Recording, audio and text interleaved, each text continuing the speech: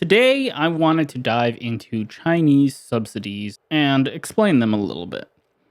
Automakers are constantly using it as an excuse to cancel projects and demand higher costs on their vehicles. The Chinese are getting these subsidies from the government, and we can't keep up with that.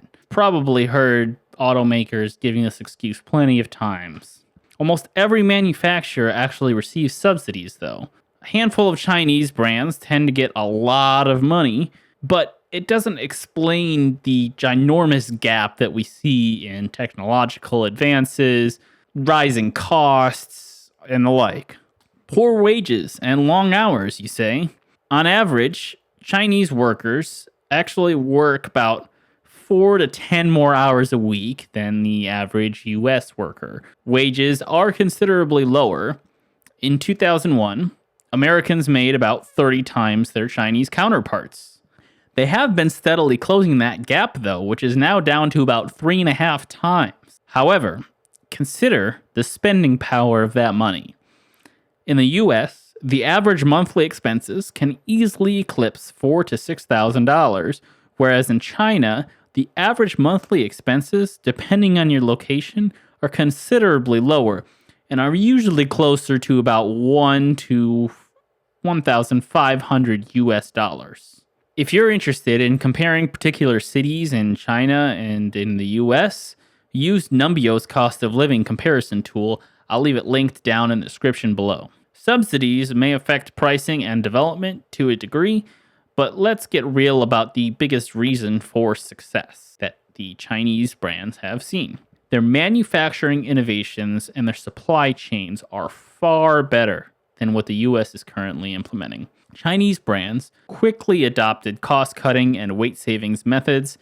They integrated multiple components into single parts. They have implemented automation into their manufacturing, and some factories are even going to be considered dark factories, which, if you don't know, that means they do not have lights, which means you don't need humans working in them. Everything will be automated. They produce virtually every component that they have on their cars in-house. Everything in their supply chain is domestic. They don't have to go outside of China to get the parts and materials for their manufacturing process. Batteries are a huge reason for this.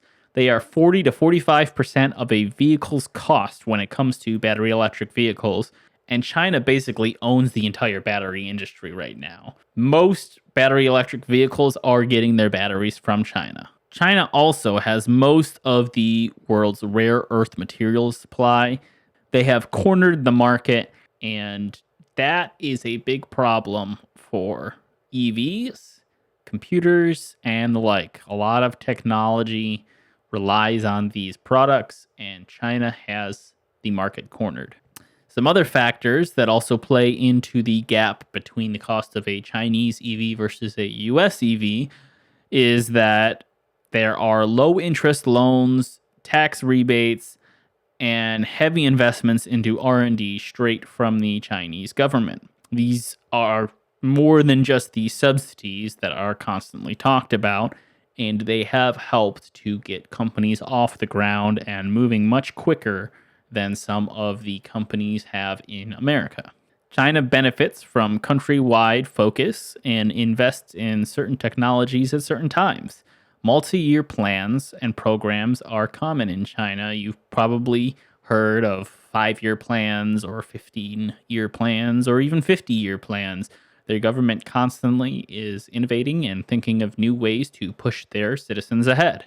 When you zoom out, it's a much bigger strategy than just subsidies, and many brands don't want to admit that they just have poor strategies and they're not innovating on the same scale as the companies in China are.